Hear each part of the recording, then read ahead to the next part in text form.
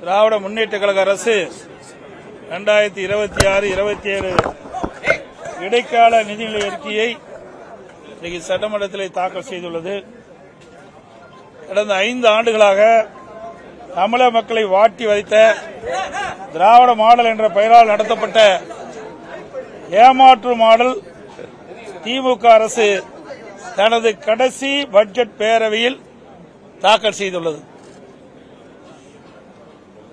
இன்று காலை நாங்கள் தமிழ்நாடு சட்டமன்றத்தில் மாபெரும் காதுகுத்து விழா அழைப்பதிலை அனைத்து ஊடக நண்பர்களுக்கும் அளித்திருக்கின்றோம். அதை நீங்கள் பார்த்திருப்பீர்கள். எந்த அளவுக்கு இந்த அரசு மக்களுக்கு காதுகுத்து என்பதை நாட்டு மக்கள் அறிய வேண்டும் என்பதற்காக இந்த அழைப்புதலை உங்களிடம் கொடுத்திருக்கின்றோம். நீங்கள் மக்களிடத்திலே கொண்டு போய் சேர்ப்பது உங்களுடைய கடமை என்று அன்போடு இந்த நேரத்தில் கேட்டுக்கிறேன். 2021ஆம் ஆண்டு திராவிட முன்னேற்ற கழகம் சட்டமன்ற பொதுத் தேர்தலின் போது 525 அறிவிப்புகள் வெளியிட்டாங்க. இதுவரைக்கும் 4 ஒரு அறிவிப்பு கூட நிறைவேற்றவில்லை.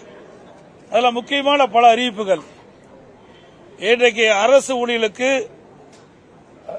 பழைய ஓய்வு திட்டத்தை நிறைவேற்ற என்று சொல்லி, ஆனால் அதுக்கு மாறாக பங்களிப்பு ஓய்வு திட்டத்தை தான் அறிவிச்சிருக்கிறாங்க.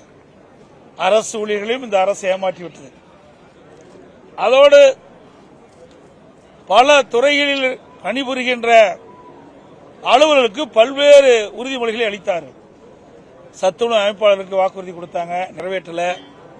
பகுதி நேர ஆசிரியர்களுக்கு வாக்குறுதி கொடுத்தாங்க, நிறைவேற்றல. செவிலியருக்கு வாக்குறுதி கொடுத்தாங்க, நிறைவேற்றல. விவசாயிகளுக்கு வாக்குறுதி கொடுத்தாங்க, நிறைவேற்றல.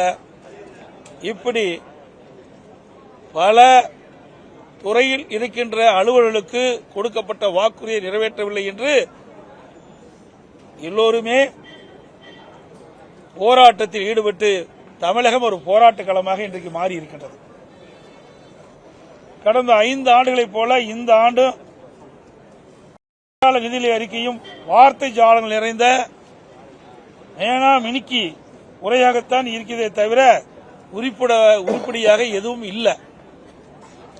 25-26 நிதிநிலை அறிக்கையில் வருவாய் வரவுகளில் மாநிலத்தின் சொந்த வருவாய் 2.58 லட்சம் என்று எதிர்பார்த்த நிலையில் திருத்திய மதிப்பீட்டின்படி மாநில சொந்த வருவாய் 2.32 லட்சம் கோடியாக குறைந்துள்ளது.